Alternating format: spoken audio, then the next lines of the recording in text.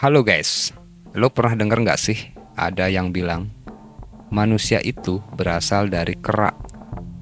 Terus lo langsung mikir, waduh, jadi nenek moyang kita tuh melahirkan kera sama manusia? Serius nih? Santai, jangan buru-buru ngejas. Kita bakal bahas ini bareng-bareng. Yang menarik, kita nggak cuma bahas dari teori evolusi Darwin yang fenomenal, tapi juga nyambungin kisah Nabi Adam.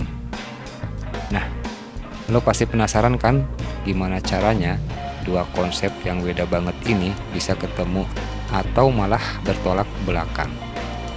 Jadi, kencengin volume lo, siapin pikiran yang terbuka, karena jawabannya mungkin bakal bikin lo bilang, wah, ternyata gitu toh. Let's go.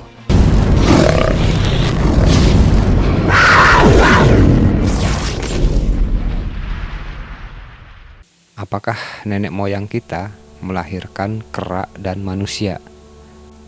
Pertanyaan ini sering muncul ketika membahas teori evolusi Charles Darwin, terutama karena adanya kesalahpahaman bahwa manusia berasal dari kera. Teori Darwin sebenarnya menjelaskan bahwa manusia dan kera modern seperti simpanse dan gorila memiliki nenek moyang yang sama, tetapi berevolusi di jalur yang berbeda melalui seleksi alam. Proses ini disebut sebagai commoundation atau nenek moyang bersama.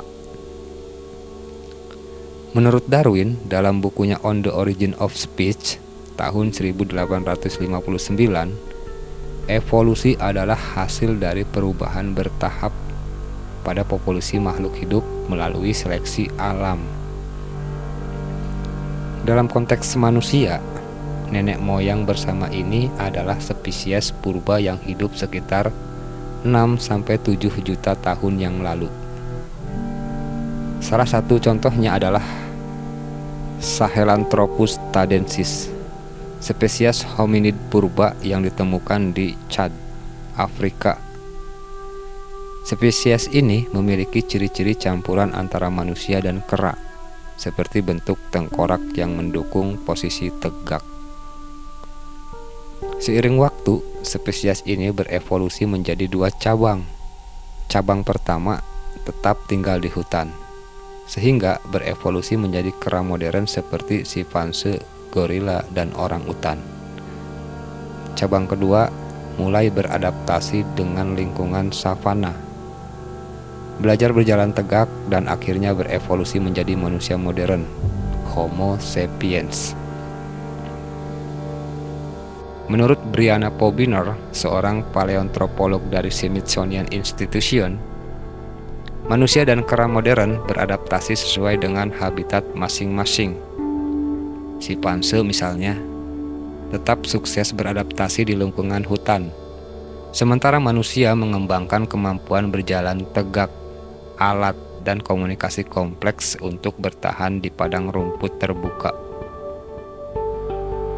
Teori Darwin tidak pernah menyatakan bahwa manusia berasal dari kera modern, melainkan bahwa manusia dan kera adalah saudara jauh dengan nenek moyang yang sama.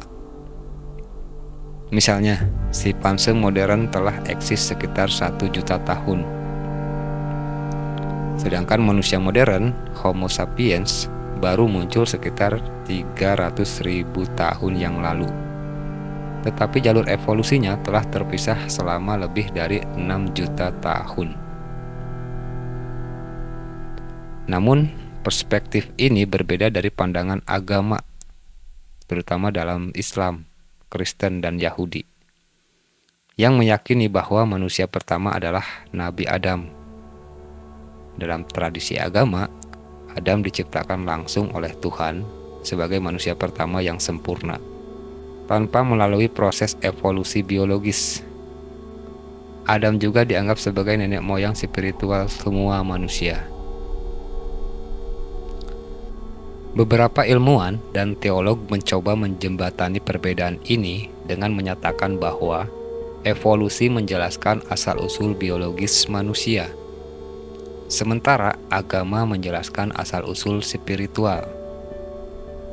Menurut pandangan ini, Nabi Adam bisa saja muncul di titik tertentu dalam evolusi sebagai manusia pertama yang diberi kesadaran spiritual oleh Tuhan, tanpa mengesampingkan bukti-bukti ilmiah tentang evolusi.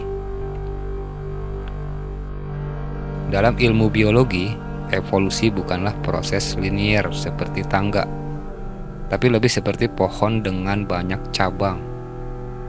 Manusia bukan hasil upgrade dari kera modern, tapi spesies yang berkembang sesuai dengan jalur evolusi yang adaptasinya sendiri. Seperti yang dijelaskan oleh Lionel Isbell, profesor antropologi dari University of California. Evolusi bukan tentang siapa yang lebih maju, melainkan siapa yang lebih sesuai dengan lingkungannya. Kesimpulannya, dari perspektif sains, nenek moyang manusia tidak melahirkan kera dan manusia secara langsung, melainkan merupakan nenek moyang bersama yang berevolusi menjadi jalur yang berbeda. Dari perspektif agama, manusia pertama adalah Nabi Adam yang langsung diciptakan Tuhan.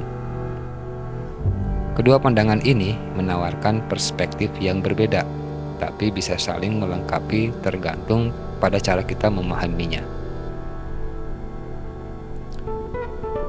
Jadi bro, gimana menurut lo? Lebih make sense teori evolusi, kisah Nabi Adam, atau dua-duanya? Tulis pendapat lo di kolom komentar ya. Jangan lupa like, share, dan subscribe buat konten seru lainnya. Kita bahas yang ribet jadi santai di sini. Sampai jumpa di video selanjutnya.